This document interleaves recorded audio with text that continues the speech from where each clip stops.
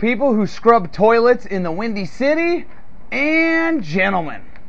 We issued a challenge to a very uneducated liberal named mccainisthrough, a person who likes to remove videos we've responded to and excels in cutting and pasting videos off of cable television. We recently issued her a challenge. When we say her, we mean her and singular, of course. One person behind an augmented voice. We dared mccainisthrough to upload a video supporting Elena Kagan's nomination to the Supreme Court of these United States. We would respond by tearing it apart. This will be a two-part response, by the way. In retrospect, we probably shouldn't have issued this challenge and waited for McStupid to upload a cut and paste and then debunk it. mccainisthrough decided to cut her losses and refused to take our challenge. We'll give Elena Kagan some extra exposure, if you know what I mean, and inform everyone why she is not qualified to sit on the highest court in the land. She's not as nutty as Sonia Sotomayor, but she's still dangerous. Neither one of those women are qualified to run a taco stand, let alone participate in delivering verdicts in Washington. Let's get started. Most of our critique will focus on Kagan's free speech denying views espoused during Citizens United versus FEC. We already hammered loser mccainisthrough on that. See our Healthcare Reform Americans in London response to mccainisthrough video. Kagan also made her anti-First Amendment views clear during United States versus Stevens. Many people have rightly pointed out that Kagan is inexperienced, serving as Solicitor General for a little over a year and no written rulings to read. Kagan is a blank slate in a lot of ways. Some will point out correctly that there have been several SCOTUS appointments without any judicial experience, such as Rehnquist. Lack of experience certainly can't be used as a positive.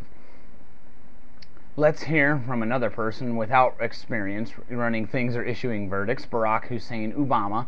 This was aired on the Rush Limbaugh Show May 13, 2010, and this is what Hussein Obama said about Harriet Miers, George W. Bush's nominee, back on October 14, 2005. Here's what Hussein said, quote, "One thing that I do think it is important is that the White House recognize that in the absence of any judicial record on her part, in the absence of any significant work that she appears to have done related to constitutional issues, that she's gonna need to be more forthcoming, and the White House is going to have to be more forthcoming than they were during the Roberts nomination.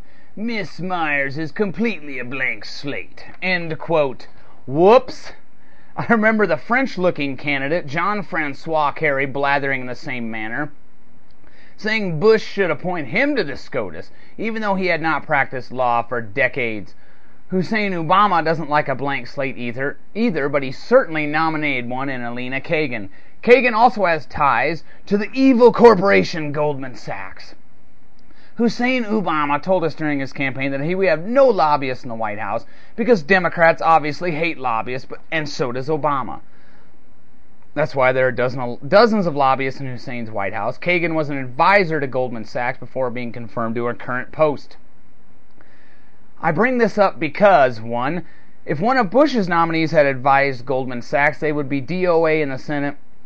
And two, Democrats always claim to be for the little guy while engaging in corporate rent-seeking for the big guy. Speaking of being for or against the little guy, this was something that became a huge issue during Chief Justice Roberts' nomination. I recall the late drunkard, Fat Teddy Kennedy, asking Roberts hypothetically if he was going to rule in favor of the little guy, say Mary Jo Kopechne, or the big guy, say Fat Teddy Kennedy. Roberts' answer to this loaded and stupid question was priceless, and I'm paraphrasing. If the Constitution says the little guy should win, he will win. If the Constitution says the big guy should win, he will win. The reason I bring this up is because Kagan's judicial philosophy is seriously flawed, and much of this comes from her arguments before the SCOTUS as Solicitor General. Kurt Levy writes, quote, Kagan described Justice Marshall's view of the judiciary that its primary mission is to, quote, show a special solitude for the despised and the disadvantaged, end quote, and to, quote, safeguard the interests of the people who had no other champion as a thing of glory, end quote. The Kagan-Marshall judicial philosophy sounds an awful lot like President Obama's promise to appoint judges with the empathy to recognize what it's like to be a young teenage mom, or poor, or African American, or homosexual, or disabled, or old. A view of judging that even the very liberal Sonia Sotomayor rejected last summer, particularly because the American people are concerned like never before about unrestrained federal power. Elena Kagan's view of a judge's role is a real threat to her confirmation, as Judiciary Committee ranking member Jeff Sessions has noted. After all, a Supreme Court that is free to ignore the law in order to show a special solicitude for the interests of certain groups, or to discover new rights in the Constitution, is very dangerous, end quote. So we got this view of judicial empathy there again. Biased. The Supreme Court is supposed to be colorblind, blind to all that. They're supposed to rule in the light of what the Constitution says, not in favor of the little guy or the big guy. These comments fit right in with some of Kagan's musings in her 1981 thesis entitled "To the Final Conflict: Socialism in New York City, 1900 to 1933." Listen to some of these statements Kagan made during the Cold War. In our own times, a coherent socialist movement is nowhere to be found in the United States to speak of a golden past than of a golden future, of capitalism's glories rather than of socialism's greatness. Why, in a society by no means perfect, has a radical party never attained the status of a major political force? Why in particular did the socialist movement never become an alternative to the nation's established parties?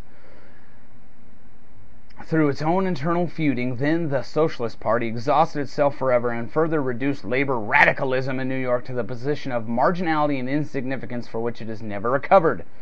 The story is a sad but also a chastening one for those who, more than a half century after socialism's decline, still wish to change America. Hope and change, maybe? Radicals have often succumbed to the devastating bane of sectarianism. It is easier, after all, to fight one's fellows than it is to battle an entrenched and powerful foe. Yet if the history of local New York shows anything, it is American radicals cannot afford to become their own worst enemies. In unity lies their only hope. I think Saul Alinsky could appreciate that. Kagan seems to hold, that's the end of that. Kagan seems to hold socialism in high esteem, and if you're a big guy suing a little guy, even if the law says you're right, Kagan's judicial philosophy says you're wrong. This is the end of part one. A good stopping point here. In part two, we'll go over some of the things she did in U.S. versus Stevens and FEC versus Citizens United that are major threats to free speech and should disqualify her from sitting on the Supreme Court. We'll continue again in part two.